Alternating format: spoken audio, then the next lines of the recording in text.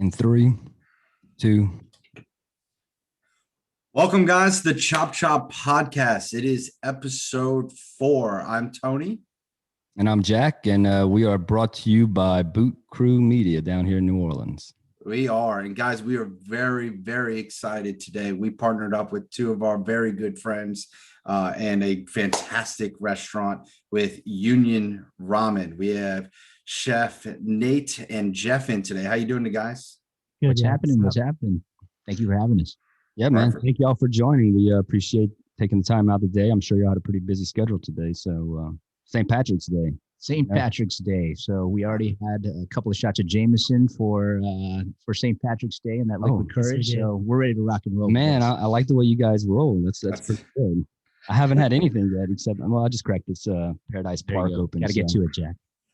But Jack, did you do anything to celebrate St. Patrick's Day this weekend?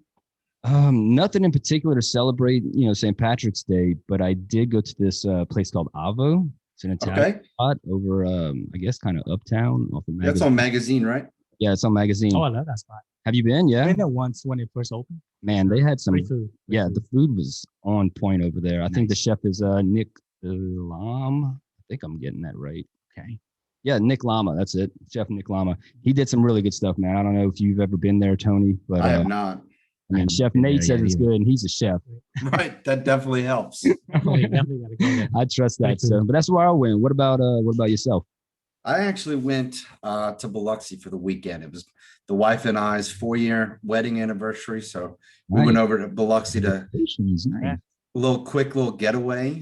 We actually ate as a restaurant in the IP casino called 32. That is just fantastic. I know, Jack, you've been. Yeah, I've been there. But really good steaks. I actually had a veal beef cheek that was just out of this world. I was hoping you were going to tell me you had the big tomahawk. Like, Nah, I couldn't do that. It takes at least 4 people to eat the damn thing. Yeah, that thing is huge. I don't know how people knock that out. Look, there you go, Jeff. We also Oh, a little black and gold. gold. Yep. You Wait, you can't pour your own shot, This is So true. it's- This I'll is take true. bad It luck. was actually yours, Jack. I'll take that one. That's bad luck. You can't do that. I'll pour one for you, I'm Jeff. glad you guys know the rules. Here we go. Of course, the one time that I record from Houston, I got the guys drinking sake in the Where you at? studio. That's all right. We'll drink on your behalf. And look, we're drinking black and gold. Let me just say, this Orleans, is like baby. the New Orleans sake Yep. right here. That stuff is unbelievable. Yeah, it's good stuff. Cheers. Cheers, boys. Guys. To you, Tony. Congrats. So guys, tell us how it all started. Tell us, where did this whole come up? The little idea that just popped in y'all's head, or Yeah, tell us about Union Ramen. Okay. Let's, Wanna go? let's hear about it. Well, way back in the day, it was years ago, actually. Our wives, they grew up together here in New Orleans. And so that's how we actually met. He was doing his thing. He was working for various restaurants. I was actually in the midst of Eiffel Society, which was one of my former businesses. That was a good time. Yep, it definitely That was was a good fun time. And we, it was just one of those things where him and I, whenever we would hook up at our backyard parties or whatever, it was just one of those situations where, we always joked about it. It was like, hey, we should do something together. He was Right. always this talented chef, and everything that he ever came out of his kitchen, whether it was at a house party or at one of his restaurants where he was cooking at, it was always just top notch. He always put that type of passion into it. And so it just started out as like one of those passing sayings, like, hey, we should do something. But the timing wasn't right at that time. But years go by. He had actually been outside of the restaurant industry for a couple of years. Yeah. Had Kids. a couple of kids. Yeah, had a couple of babies. They'll that'll do it. Oh, yeah. You know about this right, too. Yeah. exactly. And myself, I was at towards the end of working with Eiffel Society and wanted to work on a different project. So that's when the timing was just right. At one of our friends' get-togethers, he actually did some ramen. He started messing around with some broth. And Okay. that's when the light bulb really struck in my head, and that thing that we were wanting to do together, that's when that light bulb popped up, and we're like, this is it. We both have a passion for one of our favorite foods, which is ramen. And then I get, that's where it was really born. And then we had we had a meeting together, and then it became kind of unofficially official. And then we decided, like, you know what, let's try this out. We're going to try it out with our friends. We're going to start doing things like doing pop-ups just for friends and family, see how what they think. And then we got into the pop-up circuit of New Orleans, and from there it's just been kind of a wild ride. That's when I first had the ramen. Exactly, yep. Chef Nate was on the pop-ups, man. I think it was over at, what brewery was it over on Tchoup? Urban South, I think. Yep, that was Urban South. That was one of our first ones, and both of you guys were there. I remember that. Yeah. And we were very lucky to see you guys in y'all's early stages. And I mean, y'all blew us away then, and y'all were cooking in the tent. I mean, they had like tubs of broth, crawfish pots of broth. We got stories. Bringing it back now. Yeah.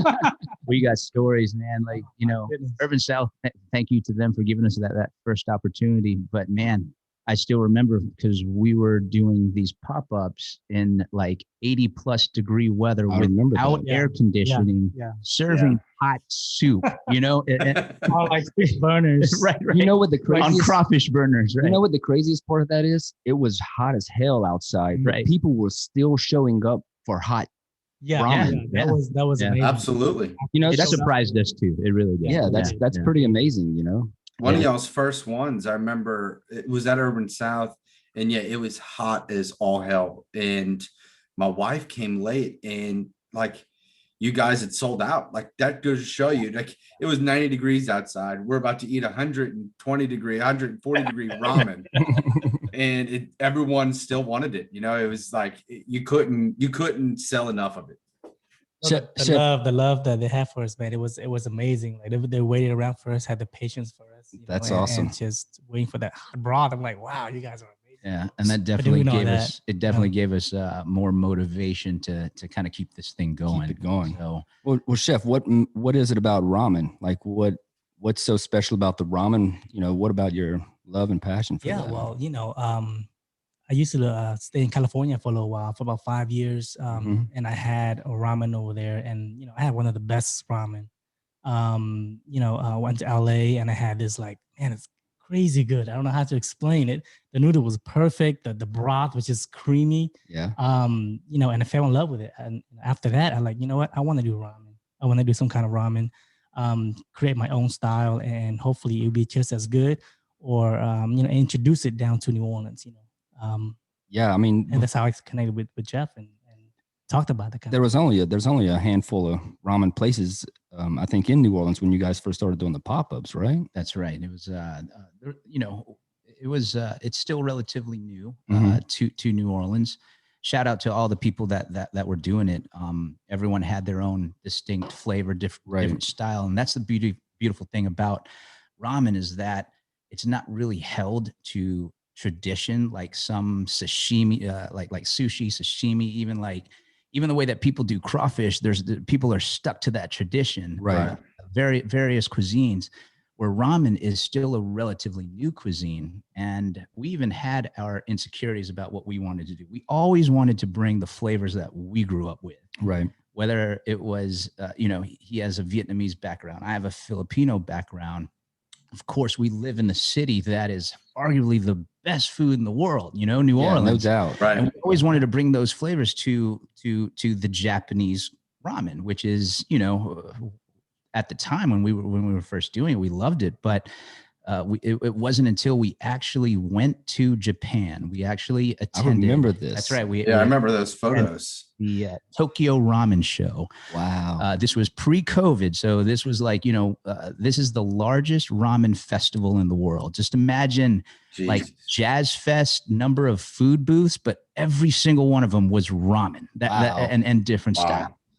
And, we had our own insecurities, if you will, not being of Japanese descent.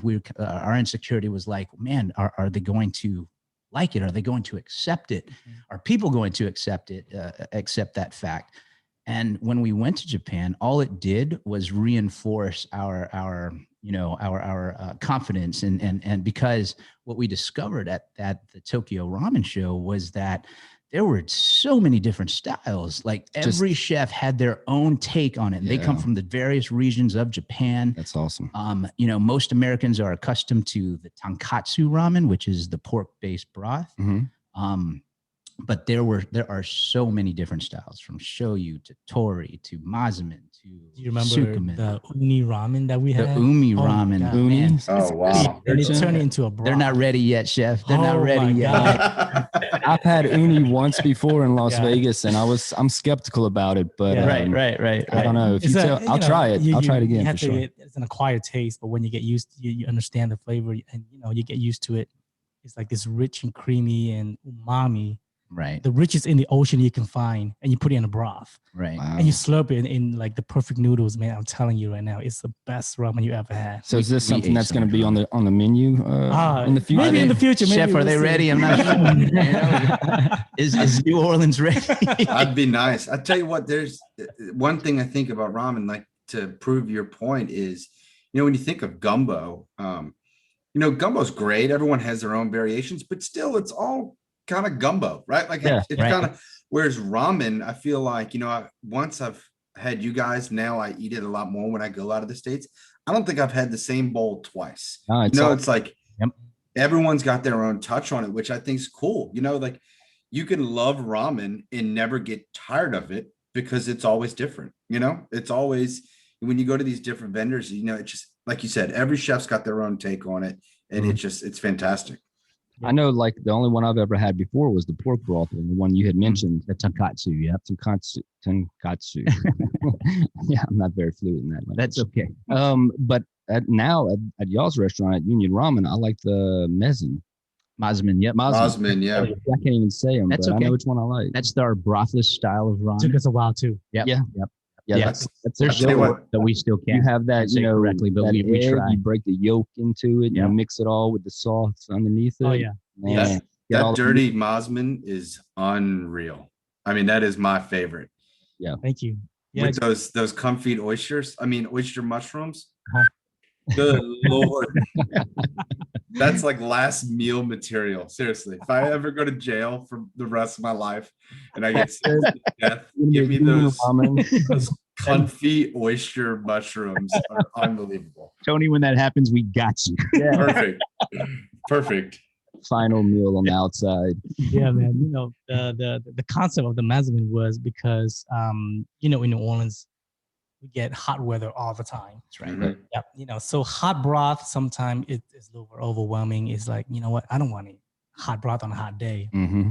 So we were thinking about let's do a brothless ramen. And that's why the dirty mazemen comes to mind, and this slap your kimchi comes to mind. Yeah, I like that one too. Don't get me wrong.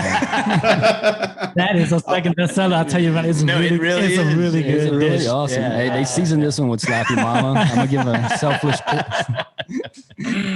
And we love it. No, everybody love it. Not just us. That's why I put it on the menu. Slap your mom. When is your what is your number one one? Is it the original? Is it the yes, the number one is a tori ramen. Okay. Everybody comes in and get that ramen. It's a basic to serve it basic style, but the flavor makes a lot of sense. Yeah, that's a great very just simple. And again, with the tori, it's chicken based broth as opposed to the different styles. For tori, one of the reasons why chef, when we were talking about our concept, again, the weather of New Orleans kind of helped dictate what that was going to be. Right, of course. Whereas, don't get me wrong, I love tonkatsu ramen. It's really good, but it's very rich too. Mm-hmm. It's very heavy, super rich. Right. And so when he was thinking he wanted to do something a little bit different to kind of cater towards our environment, if you will, the tori ramen came to mind. And it's probably still like broth, but it's a lot lighter and less heavy. Probably good for a lunch crowd too, instead of something too heavy. So. Yep. It meets right in between a very creamy broth and a light broth. So we meet right in the middle. Okay. So I can have some, even though it's really hot. I can still have a broth today. Still get flavor, that filling. Yeah. I won't feel so heavy walking out of the restaurant afterwards. Look, when I'm at that restaurant, I don't feel heavy at all. I just want to dance in there. I'm waiting for you to dance with me, man. I mean, the food is great, but the atmosphere is amazing as well. Oh yeah. Whoever put that together did a heck of a job. I'm gonna talk about that. Oh, come on. I mean, you go in, it's like, they got the music bumping. They want, you start wanting to It's definitely a great atmosphere. Come on now. It's a great atmosphere. And then Jack and Tony appreciate that because, usually all the accolades, all the reviews, they're always talking about the food. But whenever anybody talks about like the vibe and the music or whatever it may be, like I'm quick to jump to the kitchen. It's like, hey, you know what they said? Yeah. The food was okay, but they love the vibe and the music. And they have well deserved. The big community table in the middle. Right. So, everybody's feeling the vibe. Everybody's enjoying themselves, making friends and stuff. And I'm a very big fan of the community table. I like that in other restaurants. I was glad. I know it's a little weird now because of COVID, but I love a good community table. Community table was definitely a really good idea before COVID. Mm-hmm. But because we were actually we opened during COVID, but before obviously this concept had been in the works for years beforehand.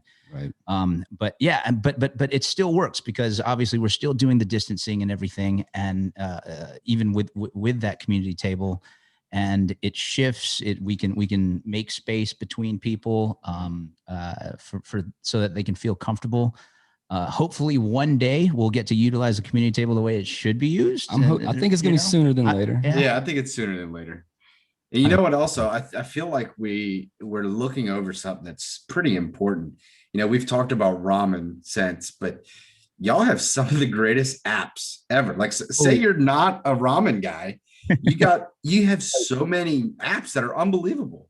What's that pimento cheese? Oh, the beggar purse dumplings. The pimento cheese, but in the beginning when we first started that dish, our sous chef now, Jared, he used to make his own cheese, and he was selling it in the Bywater. And That's then so cool. Yeah, and then we were like, "Hey man, you want to create something and put it on the menu?" He's like, "Yeah, I'll put some on there." So I'm like, "What about your cheese, man?"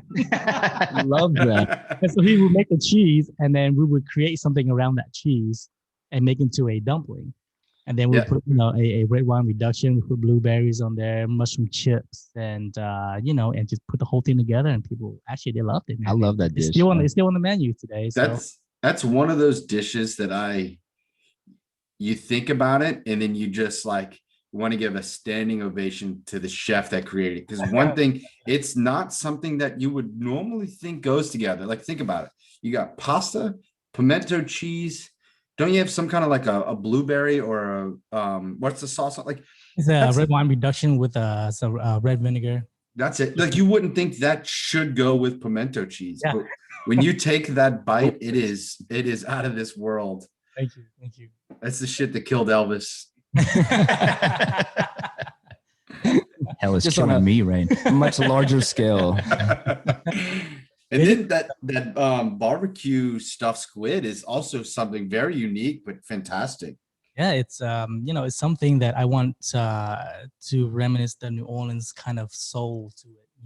Instead of doing a shrimp barbecue, why not do a stuffed squid, which is a very traditional Asian thing that we do. We always stuff our squid with a lot of different like stuffing, flavors and everything. So why not do that and put in a traditional barbecue sauce, a New Orleans barbecue sauce, and top it with some kind of, I don't know, tomatillos Mexican style. Yeah. A little bit. Hey, it works. So we did that. That's the concept that we always think about. How can we infuse all these different cultures together and make it a union dish, I love that concept. That's fantastic. It is. And if you think of New Orleans, that New Orleans has so many different cultures, so many different types of food. So when you bring those different cultures in, it always kind of works. So kudos to you. That it's a great dish. Yeah. I mean, it's not just now. It's been way back when since New Orleans been doing that. Different flavors just coming together, different cultures and making great food, and keeps going. Yeah, it should be. That's what makes this city so great. I think, and then the food. I feel the here, same way. And it's unbelievable. So, I mean, that's what got us to start this podcast. Yeah. All the incredible food throughout New Orleans. We just want to celebrate it and celebrate the people that helped bring it to us. 'Cause, I mean, without people like yourselves, we'd be eating some bad ramen. Yeah, we wouldn't be able to experience the greatest. I mean, it stuff is so good. Yeah, too kind. Yeah, too kind. What do y'all think? I guess if you had to say, what's your number one app? And we talked about ramen. Now, what's your first app? The biggest seller is our crawfish and shrimp lumpia. The lumpia, yes. Ooh, I had that the other day for lunch, and those are good too. Absolutely. Yeah, those it's like remind of the two of us, Filipino backgrounds. Yep. Right. Doing lumpias and create some kind of like a local ingredient that we have, which is crawfish and shrimp, and to put it together and just dip it in a good pepper jelly sauce. So that's very good. Yeah, it's delicious. I had that one. So. Yep. And then the sweet and spicy wings, I would say is probably our second biggest. And then it's like a little tower of wings that come out to you. You don't know how hard it is for the servers. Man, we would and then we would say, "Hey, good luck bringing that out." Yeah, it looks like Lincoln logs are stacked. Oh man, top each other. They do that on purpose. The cooks do that on purpose to our servers, and our servers are just like real careful as they bring it. They're just drop it, and when they walk away, like this dude gonna drop it right now. Watch. It's like Jenga with chicken. Exactly. Right. Those things are sneaky delicious too. I mean, you guys really y'all hit a lot of nails right on the head there. I mean, y'all are crushing it. Yeah, you don't normally think of chicken wings whenever you go to a ramen shop, right? So it's a nice little change of scenery, I guess, on the menu, especially if you like going with a big group of people and you're not, like you said earlier, you're not a big fan of ramen. Let's say, right? There's plenty of other stuff on the menu for you to try. So yeah, definitely don't sleep on that Southern shorty as well. Especially if you're not into ramen, man, go in there and have that. Try that short rib is definitely up there. And I know I'm biased, but it's one of the best short ribs that I've ever had. It's all because of Chef Nate here, and so I can say that. But by all means, if you want to elaborate on that one's a real good one too. Well, the concept of that's why we call it a small plate. So if you don't want to come, you're coming in. And you don't want to eat ramen, you could order a bunch of small plates and you would share with your friends. That's why we have the community. Yeah, table. That makes sense. Right. And enjoy yourself with all different flavors on the table, right? And then so with that concept, it keeps us creating different kind of small plates all the time. It keeps the kitchen very being creative, and just have fun back there, creating good food, and hopefully people enjoy it. How often do y'all change up the menu? We change it every season. Okay. And we're thinking about we're going to change for spring menus soon, probably in about 2 weeks. Yeah, that's exciting. Right after Easter, expect some new. And some new. Jack and Tom, we'll get you guys in there for testing. I hope I hope like the home runs are still in the menu too.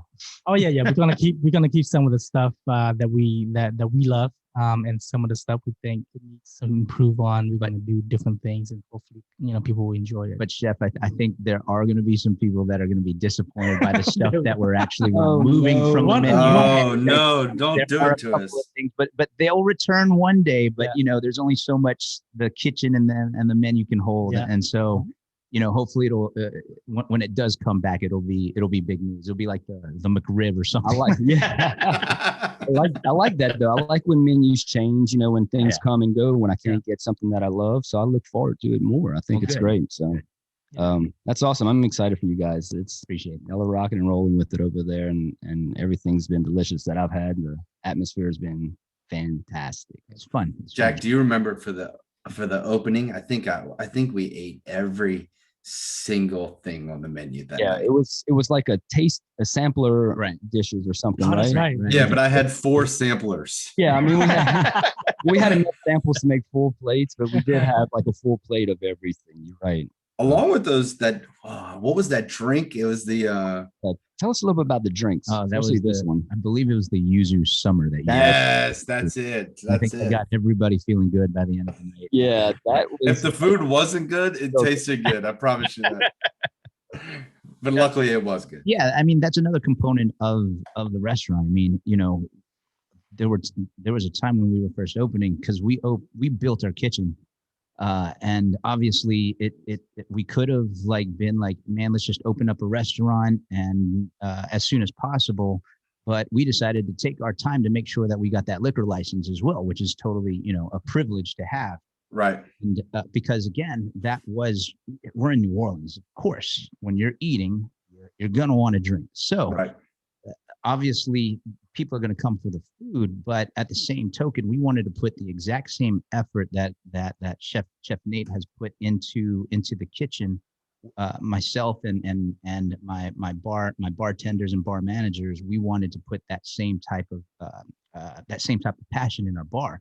We have a very extensive specialty cocktail menu. That's nice. And again, it's just for fun. If you ever come check it out, all the drinks are fantastic. We use a lot of the ingredients that we love. A lot of local stuff is involved. Some even from liquors from just people that we know and worked with. 7-3 Distillery. It's great. Ghost Tequila. Those are the types of things that we like to do. We like to bring those types of elements. As you can see, Slap Your Mom is a part of the kitchen. It's the same thing with the bar. We want to work with people that we've actually worked with and actually have a relationship with. But as far as the bar, of course, that's going to bring more character to the space. If you ever see our menu, if you're a big like Japanese anime or manga fan, you'll notice that a lot of the names of our drinks are actually named after some of these more. I didn't know that. That's awesome. I didn't know that either. We have our take on our margarita. We actually use Ghost Tequila. So we call it the Ghost in the Shell Margarita, which is a very popular anime movie that was made back in the day. But it's a lot of fun, but it's a reflection of the stuff that we like. Yeah, very cool. Same thing with the vibe. All of this stuff was, the music that you hear, that you're in there. We want people to have a good time. It's not just about the food and the drinks, but it's the overall experience, and that's absolutely. When Chef and I were first developing this thing, that was one of the most important things, is to, we think that we were put on this planet to make sure that everybody around us was going to have a great experience. And whether it's through food and beverage, let's enhance it with the music, the vibe, everything else. And of course, so that's where it all starts. It all fits together. That's a true union right there. Right, exactly. Man. And then y'all got the rock star bartender, Will. Yeah, that's Will King. And shout out to Will. Yeah. Love that. I love Will, man. That dude's always making some good drinks out there too. Oh, yeah. Yes, he's crushing it always. Yep. It's one thing I've always wanted to ask you guys, and I feel now's the opportunity. So you guys are coming up, a few months shy of being open for a year, right? And you were one of the very, very few restaurants that opened up during COVID. Do you think, opening up during COVID and during the takeout phase, that helped you guys? Because it kind of eased you into it instead of throwing you, straight in the lion's den? Or do you think it kind of hurt you? In the beginning, me and Jeff, we were scared as hell, man. We didn't know what to do. To be honest, we were supposed to be open in April. We couldn't open, so we had to wait until July. And we made the decision. Okay, I guess July we have to open. We have no choice. What are we gonna do? Because you had the space already and everything. We had the space. I mean, the investment was already there. Yeah, I remember y'all had worked on it for no choice, right? Y'all weren't building out the place for years. It was years. We were doing the pop-ups during that time, right? But this thing was years in the making. We had a lot of snags, but the mother of all snags happened about a year ago. Thought, exactly. Right. A year ago today, really, the city shut down. Yeah. And like Chef said, like we were scared, just like everybody. Like we didn't know, of course, everyone goes through those questions. Why? You know what I mean? Like it was just one of those situations. But Chef especially, he kept things positive, and the support was always there shout out to our wives because like without them, I'm not sure. They're behind the curtains, but they're always pushing. Are you kidding me? This would not have happened or seen the outcome that the positive outcome that has come without them. That's for sure. Right. Yeah. Good support system there. Absolutely. And, we just kept at it. Even during the pandemic, him and I would, we would go into the restaurant. We kind of like, even our construction crew, they couldn't come to finish anything. So Chef and I we had to come in. Pick up a hammer and stop banging. We built our own bar. We don't know what we did, but we banged some stuff. It was loud. Hey, it's still standing too. It's still so there. far so good. One of these days we'll get mirrors in our bathrooms, right? But no, like Chef said, it was a scary situation. Tony, to answer your questions, was it helpful? Yes and no. Obviously, there was no way to prepare for this thing, and there was no business plan that was ever written that said, "Hey, you know what? We're not sure if you're going to open, and when you do open, you got to start out with just takeout." And so it. What do they say? You don't know. You could have the best business. You could have the best plan of attack in the world until you get punched in the face. Who was that? Right. Mike Tyson, basically, along the line. And boy, did we get punched in the face. I think we got kicked in the nuts too. Yeah. So it was definitely we had to evolve, and that's actually some of the items on our current menu. Was a result of that, because we were, I guess, held into that box of only doing takeout. We wanted to make sure that the takeout experience was just as good. This would be the first time that anyone had any of our food. They're not allowed to come in and eat, so their takeout experience has to be top notch. Right. And so we did a lot of concentration on that. We had so many meetings, even from not just the food itself and what to put in there, but the packaging. Right. Yeah. Because packaging had to go on the road for a while. And we're talking about ramen. We're not talking about, this ain't a po' boy. It's not a po' boy. It's not a pizza. We're talking about ramen that has a lot of components. Yeah. You can't just leave it in the broth. Before the pandemic, there were ramen shops across the world who had never even allowed you to take out. You can't do that. They won't allow it. Well, I remember I got takeout from you guys during that period, and I got home. I opened it up on my coffee table. Yeah. And I don't know how many little compartments I had, but I had one big bowl where all the broth was, and then kind of just dumped everything into it, right? Or something. It was something like that, but it was a lot of packages. Yeah. We were trying to create something where they can experience the best experience with our food. It was like at home. It was like a build your ramen. Yeah, exactly. And it was very difficult. How can we do that? How can we build something that they can appreciate? Worth their time coming there and grab the food and actually like it. Yeah, it was I'll tell you what, that had to be hard, like on you guys, but you guys did very well at the takeout part. I mean, we did it, I think 4 or 5 times, the wife and I, and every time it was spot on. It was definitely like some work from the consumer point in once you got home, but it was perfect. It really, you guys did a great job at that.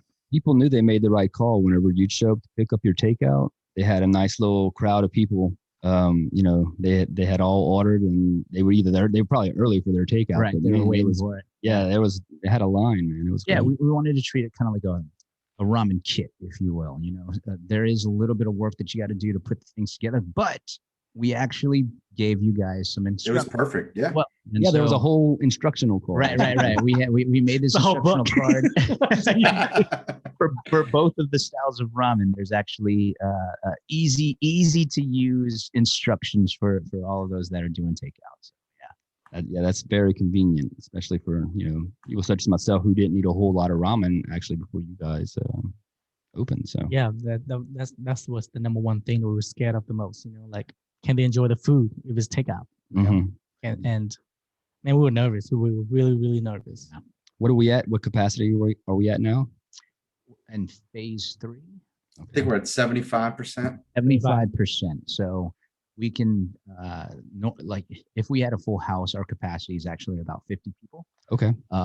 In phase 3, we can do about 30, 32 people. Okay. Max. Obviously, even though with that many people, we only have so much space. I know not everybody is doing it, and that's fine. I think that everyone should have their own choice in how they do things. But for us, we really want to make sure that the customers are comfortable, and not just the customers, even our staff. We want to make sure that they're comfortable. So we practice the spacing. All of our staff, they wear masks and gloves. Y'all do the temperature check. We still do the temperature check and everything. I mean, we've already had a couple of scares too, where staff members actually ended up testing positive with COVID-19.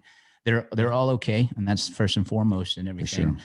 But you know, when that thing actually happens to you, you always have to make that choice. Do we, you know, I mean, we always felt that the most responsible thing to do was to shut down, and both of those times we actually ended up shutting down, no matter what kind of like loss it is. And if anybody who's in the industry, they know any day that you lose is like a kick to the gut. Right. And so, you know, but good for you guys protecting the public, protecting the employees, everything like that. You appreciate know, that. Takes a lot to it's get the right that thing done. to do. We feel like so. Yeah. Not bad. Awesome. Well, guys, I think that's it's fantastic what you guys have come through and succeeded at it very well. You guys have operated a fantastic restaurant through a not so great time, difficult, and have a lifelong customer in me. That's for sure. Yes, I mean, everything you guys are doing, keep it up. I mean, keep changing the menu, keep introducing new flavors, keep creating this union. We're definitely gonna call you back when the menus are all done. I'm ready. We're gonna need your input. And look, I think aren't we gonna do a giveaway with you guys later? So Absolutely. We can get some of the listeners or our followers to definitely check you guys out. Absolutely. I think that what we can do is we can do a full dinner for two. That's a bowl. Wow. Well, you choose your bowl, choose your appetizer, two of each, and we'll even throw in a bottle of Black and Gold for what? a couple too. So Jack, can we rig this for us to win? Are you allowed to win? I don't think we're allowed to win. But look, follow us on Instagram for this giveaway. And also, how can our listeners find you? Absolutely. You could find us. We're located at 1837 Magazine Street, Suite B, right in the Lower Garden District. Great location. And then you could also find us at www.unionramen.com. You can order online. And then if you want to follow us on any of the social media platforms, it's at Union Ramen NOLA. We also do third-party delivery service through Waiter and Delivery NOLA app. So that's how you can find us. Nice. Everywhere. Well, thanks, guys. I appreciate you guys coming on, and it's been great chatting with y'all and catching up with y'all and learning more about you. I thought I knew everything about Union Ramen already. So, well, thank you guys. We appreciate it. All our listeners, thank you guys for listening, and keep eating. Thank you, guys. Thanks. Appreciate it.